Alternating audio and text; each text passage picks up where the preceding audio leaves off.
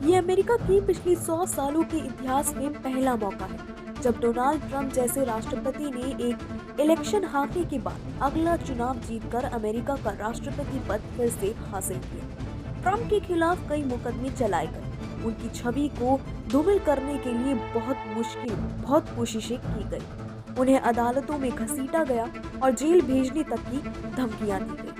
लेकिन इन सब प्रयासों के बावजूद भी ट्रंप फिर से अमेरिका के राष्ट्रपति बनने में सफल हो गए।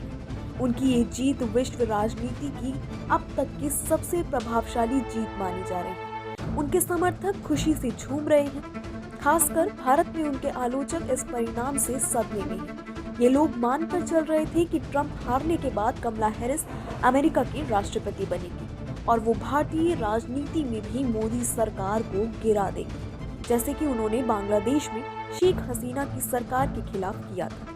लेकिन ऐसा कुछ नहीं हुआ और कमला हैरिस का राष्ट्रपति बनना तो दूर, अब उनकी उम्मीदें भी खत्म हो चुकी हैं। ट्रंप की पुनः विजय से ये साफ हो गया है कि उनके आने से न सिर्फ अमेरिका में बल्कि पूरी दुनिया में जिहादी और वामपंथी नेताओं के लिए परेशानी बढ़ने वाली है। उनकी जीत के बाद कनाडा के प्रधानमंत्री जस्टिन ट्रूडो से लेकर पाकिस्तान, चीन और भारत के वामपंथी नेताओं में खलबली मची हुई है। ट्रंप का राष्ट्रपति बनना इन नेताओं के लिए एक बड़ा झटका है, खासकर उन लोगों के लिए जो मानते थे कि ट्रंप की हार से उनकी योजनाएं पूरी हो जाएंगी। ट्रंप का रुख अमेरिका को पहले रखने का रहा है और उन्होंने ये सिद्ध किया है कि उनका उद्देश्य सिर्फ और सिर्फ अमेरिका के हित में काम करना है।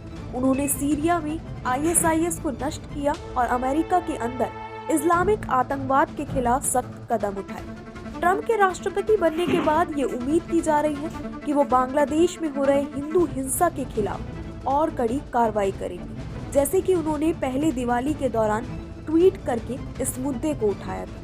इसी तरह जब ट्रंप कनाडा के PM जस्टिन ट्रूडो की नीतियों से सहमत नहीं थे, तो अब उनके राष्ट्रपति बनने पर ट्रूडो के खिलाफ भी सख्त कदम उठाए जा सकते हैं। ट्रंप के नेतृत्व में अमेरिका और कनाडा के भीतर खालिस्तानी तत्वों के खिलाफ कड़ी कार्रवाई की जा सकती है। चीन और पाकिस्तान के साथ अमेरिका के रिश्ते भी सबसे खराब हो सकते हैं, क्योंकि ट्रंप की नीतियां अमेरिका फर्स्ट पर आधारित है।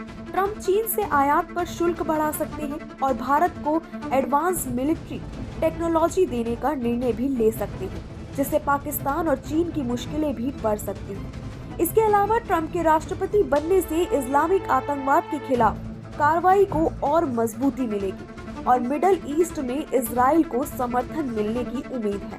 ट्रंप की नीतियों से सीरिया और ईरान के खिलाफ सख्ती बढ़ सकती है और इजराइल को अपनी रक्षा में पूरी आजादी मिल सकती है। अब ट्रंप के राष्ट्रपति बनने से ये भी संभव है कि यूक्रेन और रूस के बीच चल रहे युद्ध को रोका जा सके, क्योंकि ट्रंप पहले ही कह चुके थे कि वो यूक्रेन को युद्ध के लिए अमेरिका द्वारा दिए गए पैसों को उचित नहीं मानते। ये पूरी स्थिति दुनिया भर में बड़े बदलावों का कारण बन सकती है और ट्रंप के आने के बाद कई देशों की राजनीतिक दिशा में महत्वपूर्ण बदलाव देखने को मिल सकते हैं।